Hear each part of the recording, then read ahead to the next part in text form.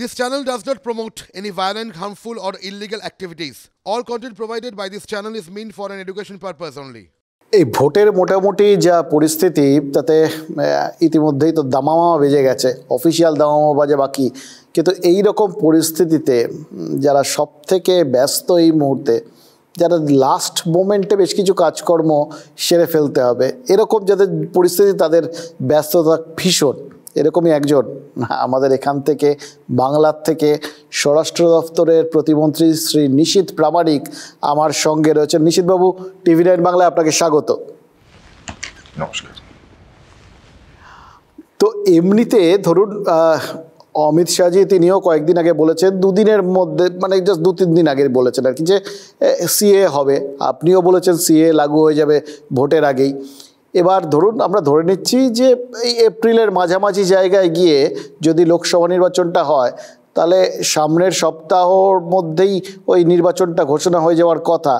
তো এই সপ্তাহে লাস্টে কি আপনাদের সবাইকে নিয়ে একটা ওই CA-কে নিয়ে একটা স্পেশাল অনুষ্ঠান আয়োজন করার প্রস্তুতি নেওয়া শুরু করে দেবো নাকি? দেখুন, অনুষ্ঠান সঞ্চালনা করাও যেমন আপনার দায়িত্ব, সেটাকে অনুষ্ঠান সেটা সাবজেক্ট কি হবে, টপিক কি হবে, কোন সাবজেক্টের উপর আলোচনা হবে, কোন সাবজেক্ট ট্রেন্ডিং, এগুলো আপনাদের R&D করবার বিষয়। তো স্বাভাবিকভাবেই এটা আপনার কাজ, আপনাদের R&D করতে হবে, আপনাদের ভাবতে হবে। নিশ্চয়ই প্রস্তুতি রাখা ভালো, তবে ভারত সরকার পুরোপুরি প্রস্তুত রয়েছে। যে কোনো সময়ই সিটিজেনশিপ অ্যামেন্ডমেন্ট অ্যাক্ট যেটা আছে সেটা একেবারে যে গ্রাউন্ড জিরোতে যেটা ইমপ্লিমেন্টেশন পুরো দেশে। এক্স্যাক্টলি ডেট আমি এর আগেও বলিনি, তবে অতি সত্বর হতে চলেছে, এটা আপনাকে নিশ্চিত করতে পারি।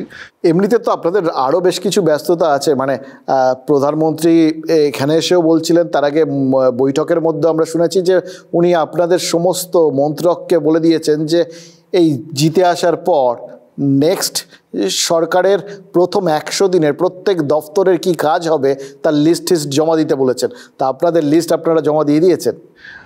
আগে যেভাবে ধরুন ভোটের 3 মাস আগে থেকে এবং ভোটের 3 মাস পর পর্যন্ত যারা সরকারি আধিকারিক তারা একটা ছুটির আমেজে তারা বেশ কাটাতেন, কিন্তু এখন যেহেতু আমরা সারা ভারতবর্ষ ব্যাপী আমরা একটা পজিটিভ ভাইব্রেশন দেখেছি এবং তৃতীয়বারের জন্য ভারতীয় জনতা পার্টি একক সংখ্যাগরিষ্ঠতা নিয়ে আবার সরকারে আসতে চলেছে এবং মাননীয় নরেন্দ্র মোদীজি আবার তৃতীয়বারের জন্য প্রধানমন্ত্রী হতে চলেছেন। স্বাভাবিকভাবেই সরকার পরিবর্তন হওয়া বা নতুন সরকারের গঠন হওয়া, কে জিতবে কে হারবে, এই যে একটা টানাপোড়েন, এই ধরনের কোনো বিষয় নেই। আপনার সাথে শেষবার যখন আমার কথা হচ্ছিল তখন আপনি বলেছিলেন যে যে কোনো দিন পাক অধিকৃত কাশ্মীরে তেরঙ্গা উড়তে পারে। তো এখন কি সেটা ওই পরের 100 দিনের যে কাজ অ্যাডভান্স প্ল্যানিং তার মধ্যে থাকছে, না কোনো আপনারা এবার তো অন্তত মানে এই লোকসভা আগে তো খুব একটা সম্ভাবনা নেই নাকি? আমি এর আগেও বলেছিলাম যে সঠিক সময়ে সঠিক কাজটা মাননীয় প্রধানমন্ত্রী এবং মাননীয় গৃহমন্ত্রী সেটা করেন, সেই সিদ্ধান্ত তারা নেন। তো আপনাদের তো এমনিতে এই মুহূর্তে খুব চাপ, মানে নর্মালি যা হয় পরীক্ষার আগে একরকম প্রস্তুতি থাকে, এবার সেটা যদি প্রশ্নপত্রটা বা সিলেবাসটা হঠাৎ দেখা যায় যে পরীক্ষা যত এগোচ্ছে তত প্রশ্নপত্রের মানে ভ্যারাইটিস বেড়ে যাচ্ছে বা সিলেবাসটা আরও বড় হয়ে যাচ্ছে, তাহলে তো পরীক্ষার্থীর জন্য বিরাট চাপ।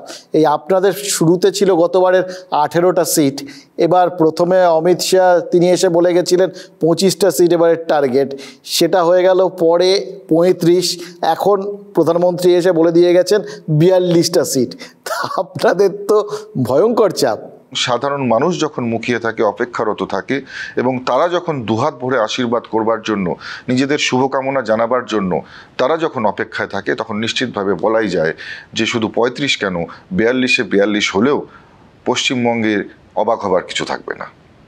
সন্দেশখালীর প্রভাব এবারে ভোটে কতটা পড়তে পারে, বা এই মুহূর্তে সন্দেশখালী নিয়ে যা যা অভিযোগ ঘটেছে, বা ধরুন এটা অসংখ্য মানুষের একটা বিরাট বড় জিজ্ঞাস্য যে ওখানে ইডি গেছে, তার সাথে কেন্দ্রীয় বাহিনী গেছিল, তারা আক্রান্ত হয়ে ফিরে এসছে, কিন্তু তারপরেও কোনো রকম মানে সরকারি তরফে কোনো পদক্ষেপ দেখা যায়নি, শুধুমাত্র আদালতের দ্বারস্থ হওয়া বা কমপ্লেন লজ করা ছাড়া। এইটাকে আপনারা কীভাবে দেখছেন? অ্যাকচুয়ালি সারা পশ্চিমবঙ্গ জুড়ে বহু এই ধরনের ঘুমন্ত আগ্নেয়গিরি রয়েছে এবং একটা এখন বিস্ফোরণ শুরু হয়েছে, আজকে সন্দেশখালিতে হয়েছে, ঠিক একই রকম এরকম ঘুমন্ত আগ্নেয়গিরির বিস্ফোরণ সারা পশ্চিমবঙ্গে উঠবে। দেখুন ওইখানে সন্দেশখালী যেটা বলছিলাম, কেন্দ্রীয় বাহিনীকে ওইভাবে মার খেতে দেখা, রক্তাক্ত হতে দেখা, এই জিনিসটা কোথাও গিয়ে কি তাদের মনোবলের ওপর আঘাত ফেলবে না? বারংবার এই ধরনের ঘটনা দেখতে দেখতে মানুষ কিন্তু আজকে দৃঢ় প্রত্যয় নিয়েছে যে তৃণমূল কংগ্রেস নামক এই দলটাকে পশ্চিমবঙ্গ থেকে বিদায় জানাতে হবে।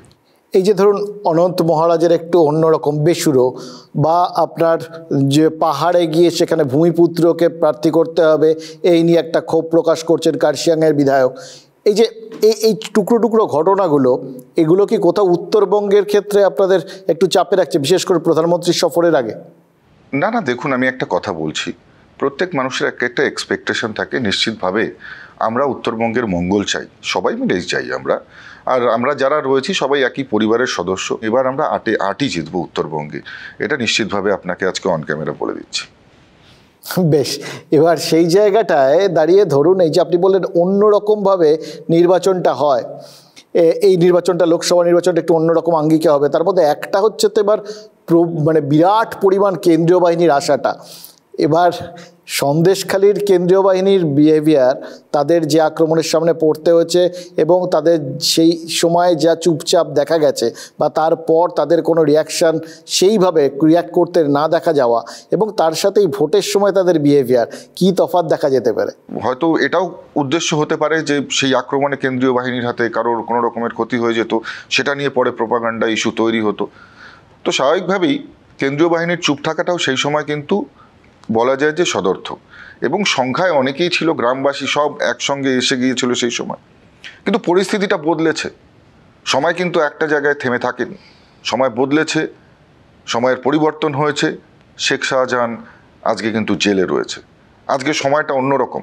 এমনিতে ধরুন আপনাদের তরফ থেকে এই এত বেশি, এটা নিয়ে প্রশ্ন উঠছে যে এত বেশি কেন্দ্রীয় বাহিনীর এখানে দরকার ছিল না, এত বেশি কেন্দ্রীয় বাহিনী সত্যিই কি আপনারা জরুরি মনে করেন বাংলার যে পরিস্থিতি এই মুহূর্তে তাতে?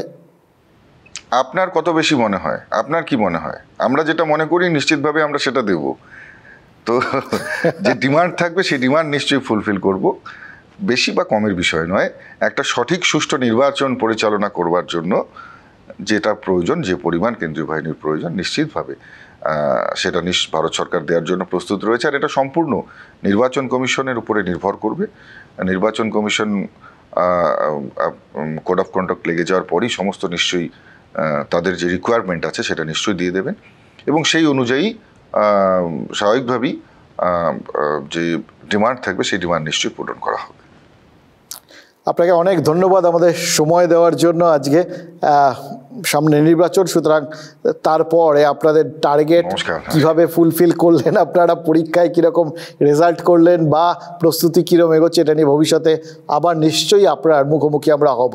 নমস্কার, আপনাকে অনেক ধন্যবাদ।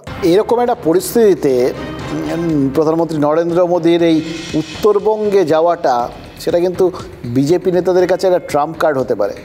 তারা কিন্তু চাইছেন বা চাইবেন নিশ্চিতভাবেই কোথাও গিয়ে এই ট্রাম্প কার্ডটা ব্যবহার করে, এই তার সভাটাকে সামনে রেখে নিজেদের দলের যে ফাঁক ফোকরগুলো রয়েছে বা কোথাও একটু খটামুটি লাগছে সেই জায়গাগুলো ঠিকঠাক করে নিতে।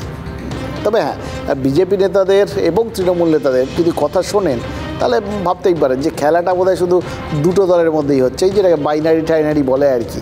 প্রশ্ন উঠতে পারে যে বাংলায় বাম কংগ্রেস তারা আর কেউ নেই নাকি, তারা কোথায় খেলবে? সবই যদি এই দুদল খেলে নেয়। দেখুন, অন্য খেলোয়াড়দের কথা জানি না, তবে সিপিআইএমের রাজ্য সম্পাদক মুর্শিদাবাদ থেকে প্রার্থী হচ্ছেন, এরকম একটা জল্পনা কিন্তু খুব জোরালো। মোহাম্মদ সেলিম, তিনি ভোটের অঙ্কটা ভালোই জানেন। 2001-এ এন্টালির থেকে বিধায়ক হয়েছিলেন, 2004-এ কলকাতা উত্তর পূর্ব কেন্দ্র থেকে জিতে লোকসভায় গেছিলেন। কঠিন কঠিন সব সিট, কিন্তু কোন অঙ্কে কোথায় কখন দাঁড়ালে শেয়ার বাজারে যেরকম লোকজন মাঝে মধ্যে এই শেয়ারটা এখন বিক্রি করে দাও, ওই শেয়ারটা ইনভেস্ট করো, ওটা 3 মাস পরে ফল দেবে, এরকম যারা যত ভালো বোঝেন না তারা কোটিপতি হয়ে যান, যারা বোঝেন না তারা ধরাশায়ী। কিন্তু এই ভোটের ক্ষেত্রটায়, ভোটের বাজারে বারবার মোহাম্মদ সেলিমের অঙ্কগুলো সেগুলো কিন্তু পারফেক্ট হয়। 2009-এ কলকাতা উত্তর কেন্দ্রে সুদীপ বন্দ্যোপাধ্যায়ের কাছে হেরেছিলেন, কিন্তু 2014-এ ফের রায়গঞ্জে গিয়ে জিতে গেছিলেন। বিজেপি, কংগ্রেস আর তৃণমূলের ভোট কাটাকাটি সেটা হবে তার অঙ্কের মধ্যে ছিল, অঙ্ক একদম সঠিক, ফের জিতে যান। 2021-এ হুগলির চণ্ডীতলার থেকে প্রার্থী হয়েছিলেন, কিন্তু অঙ্ক একটা ছিল, কিন্তু ওই আইএসএফ হাওয়াটা যতটা জোরালো হবে ভেবেছিলেন ততটা ছিল না। ফুরফুরা শরীফের বিধানসভা কেন্দ্র চণ্ডীতলায়, তাই জিততে পারেননি সেলিম। এবার মনে হচ্ছে তার স্ট্যাটিস্টিক্সের খাতায় কোথাও গিয়ে মুর্শিদাবাদের অঙ্কটা কষা হয়েছে বলেই মনে হচ্ছে। যে দাঁড়াতেই পারে, আমি কি বলবো, আমাদের তো সমঝোতা কিছু এখনো ফাইনাল হয়নি। যখন সমঝোতা হবে, যখন আসন ভাগ বাটোয়ারা হবে, তখন এসব কথা আসবে, এখনই বলতে পারবো না। কে প্রার্থী হবে এগুলো কি পথে চলতে চলতে হয়? এগুলো সব আলোচনা করে ঠিক হয়, মিটিংয়ে ঠিক হয়। কিন্তু একটা শোনা যাচ্ছে, যদি হয়, শোনা কথা বিশ্বাস করো না, গুজবে বিশ্বাস করো না। গুজবে দাঙ্গা হয়ে যায়, শোনা কথায় মারামারি হয়ে যায়, যা দেখছো সেটা বিশ্বাস করো। বললেন বটে গুজব, অঙ্ক কি একদমই কষেননি? অঙ্ক না কষার লোক তো তিনি নন। মুর্শিদাবাদ লোকসভা 80 সাল থেকে 2004 পর্যন্ত বাম দখলে ছিল। 2004 আর 2009 সেখানে কংগ্রেস জিতেছে। এবার 2014-এ ভোট কাটাকাটিতে আবার বাম প্রার্থী জিতে যান। 2019-এ জিতেছে তৃণমূল। কিন্তু তারপর এই নওশাদের গ্রেফতারি আর সাগরদিঘি উপনির্বাচনটা হয়ে গেছে। মুর্শিদাবাদের হাওয়া আবার তখন ঘুরেছে বলে রাজনৈতিক মহলের যে ধারণা ছিল সেটা সত্যি প্রমাণিত হয়েছে। তারপর হয়তো বায়রান বিশ্বাস তিনি দলবদল করেছেন, হাওয়া বদল কি হয়েছে, সেই হাওয়া বদলের হাওয়াটাই কি পালে তুলতে চান মোহাম্মদ সেলিম। আর তাতে বহরমপুরের বন্ধু অধীর চৌধুরী তিনি কি ওই প্রতিবেশী আসনে মোহাম্মদ সেলিমকে সুবিধা করে দেবেন?